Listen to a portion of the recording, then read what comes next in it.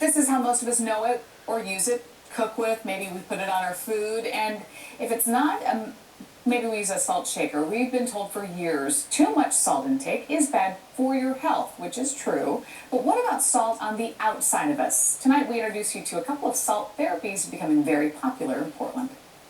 Floating in salt water to get away from it all, but not like this at a beach. In a tank instead with 850 pounds of Epsom salt. And so it's kind of like a warm bath, and these things are about the size of oversized bathtubs.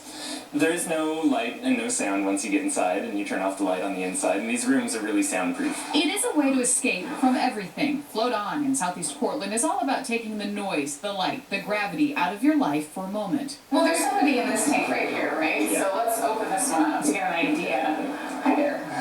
What's this experience like for you? Just kind of laying back in an infinite space. It's really nice. Definitely. Real benefit that you're talking about of actually floating there in the water. Definitely, and mainly it's just the limiting sensory intake that's coming in. It turns out we just have such a load on our brains all the time. I'll be back. I wasn't quite ready for the full experience of floating, and not all tanks are the same. Good thing for those of us who are a bit claustrophobic. I like the light on, but I can actually float in here, I think, because I'm able to stand upright. And there's more to floating than blocking out the outside world. You heal about twice as fast when you're floating regularly, and it's been used to recover from things like stress-related injuries. Sports injuries especially do really well with floating. You're one of the happiest people I know. Seriously. Well, I float all the time. Seriously happy. From Southeast Hawthorne to the Pearl, we're here for a very different therapy at the Salt Grotto, where you sit in a salt cave.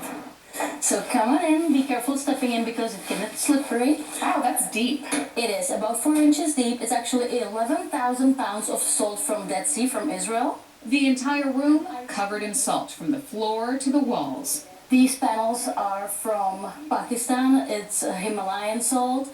And on the other side of the room, we have salt from Poland. There's not much involved in this therapy other than breathing it in. What is it about salt? What is it that our bodies need so much? Well, salt actually holds water in, helps to hold water in your body. I thought, well, this is pretty cool. I get to sit down for 45 minutes and read a book and breathe very deeply.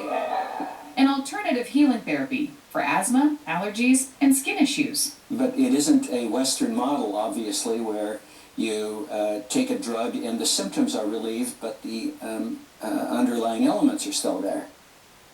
So the key is keeping salt on the outside of your body, not on the inside. And doctors say, if you're going to try an alternative therapy, of course, don't skip out on all your prescribed medications without talking to them first. Now, when you went to the Salt Grotto, you said, I thought we just kind of would pull all the moisture out of your skin. No, the salt actually makes you keep your moisture in, and it's kind of this, the air is thicker in there. It's very interesting. Okay. Very interesting. Speaking of a thick atmosphere, plenty of that today. Cloudy.